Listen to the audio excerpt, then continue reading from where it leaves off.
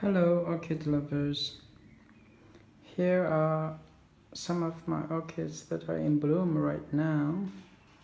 Instead of making individual spotlight videos, I think it would be a good idea to give you a group update.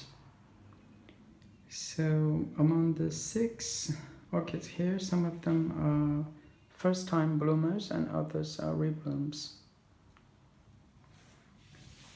First, let's take a look at this Phalaenopsis Jennifer Palermo. It's a cross between Phalaenopsis tetraspis and Phalaenopsis violacea. So as you can see from the petals, it has inherited the stripes of tetraspis, and it has also inherited the fragrance from violacea. The fragrance is a bit spicy, but still quite pleasant. It's pretty strong, but not as strong as my Samara, for instance. Speaking of Samara, which is a cross between Phalaenopsis balena and Phalaenopsis violacea, it is also in bloom right now, but it's in my office, so I cannot show you right now. I will make another video later. So an amazing feature of this flower is that bright fuchsia colored lip, and then inside there is a little bit of a bright yellow, and the surface of the lip is very fuzzy. That is quite interesting, I find. So I bought this Phalaenopsis earlier this year in March. It came with a spike, but there were no buds, so it developed a few buds over the last maybe 2 or 3 months, and the first bloom is already fading. As you can see, this is the second bloom, and then I have another bud over there. So just like many other species Phalaenopsis, the blooms do not last very long, and there are not as many buds as complex hybrids would give. So in this case, the first bud is already fading and the third bud is yet to open. But anyway, it's quite a nice hybrid, primary hybrid. And over here, it is my Cattleya Maxima Chief semi-alba. I've done a video, actually 2, about it previously, so I'm not going to talk too much about it in this video. The buds opened, I think, like 2 weeks ago, and already they're showing signs of fading. Look at this petal here and here. They're already looking like they are fading, but that's okay. Cattleyas usually the flowers do not last very long. We have to appreciate them while we can. Moving on, here is my Encyclia cordillera. This is the last bud to open. Actually, this time altogether I think I have 6 flowers. It took them like at least 2 weeks or even 3 weeks to open. As you can see, the last one is this. It is still quite bright. The lip is quite pink, and then the petals are well, I don't know, like burgundy color. However, if you take a look at the earlier blooms, the lip is almost white, and then the petals are brownish. so they are not as nice as the newly opened flowers like this one. When it comes to fragrance, well, I bought this orchid because many YouTubers say, oh, the fragrance is so beautiful, it's a mixture of like a rose fragrance and chocolate. So I was like, oh, that's a very nice combination. But frankly, I'm a bit let down by the fragrance. Not to say that the fragrance is not good. It is still quite pleasant, but first of all, it's not that strong. And secondly, I don't detect any rosy smell, a rosy fragrance to it.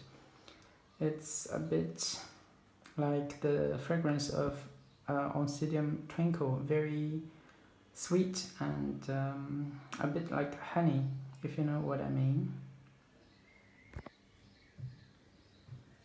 And over here is my Brassavola Little Stars.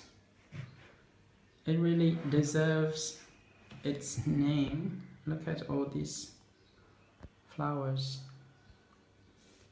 Altogether I have 8 spikes. 6 of them are already in bloom and 2 of them are still in bud. This one, and then here there is another one. So I have counted among the 8 spikes. Well, one has 6 flowers, one has 4, and all the others have 5. So that's quite amazing.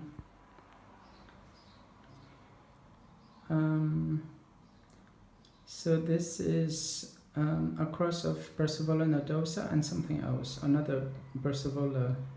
I can't remember its name, but anyway, it's very fragrant at night, and the fragrance is pretty strong. Since I have about 30 flowers, it really fills up the room every evening. But I'm not sure if the fragrance is to everybody's liking, because it's not floral or fruity. It's a bit spicy and, well, it's hard to describe. Anyway, it's not my favorite fragrance, but I like it. It is interesting to mention that many of the spikes actually come from pseudobulbs that matured last year in winter. Since I didn't have much sun in winter, well, they didn't produce any spike, and since spring this year I have been putting this one in a very, very bright spot, probably the brightest spot of my home, and it's quite hot and sunny there, so it has produced 8 spikes for me, and I'm really grateful for that. I didn't expect this one to be that hardy actually. As you notice, it's in a very strange situation. When I bought it, it was mounted like that, and there were not much sphagnum moss, so I had to put some more moss on the roots, and then I didn't want to water it every day, so I decided to put the whole thing in a glass container.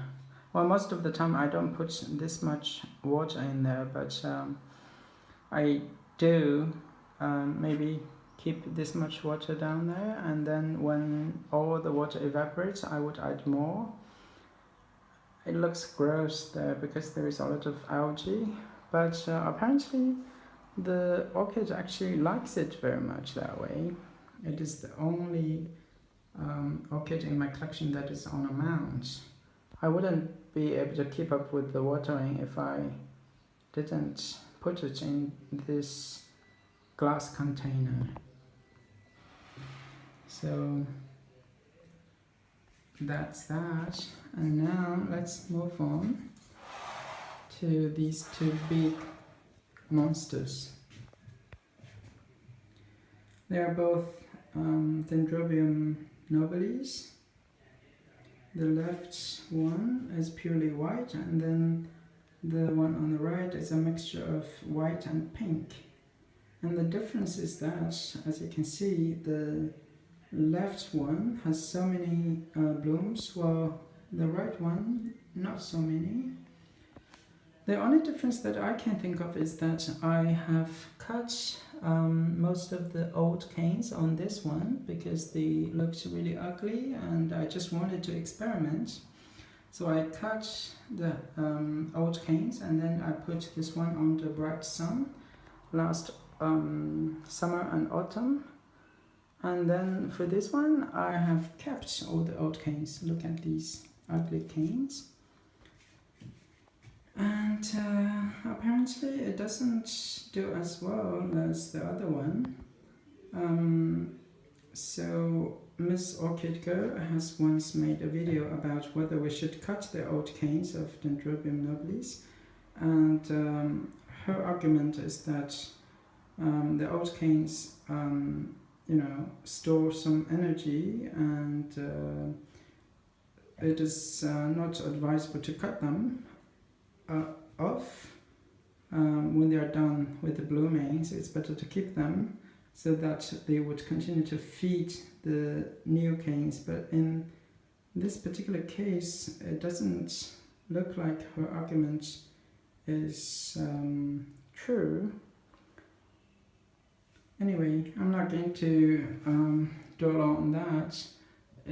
It's up to you if you want to cut the old canes or not.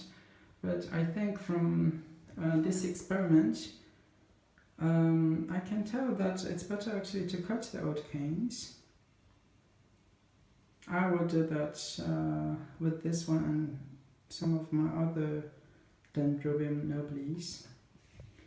Okay, now let me put them back together. And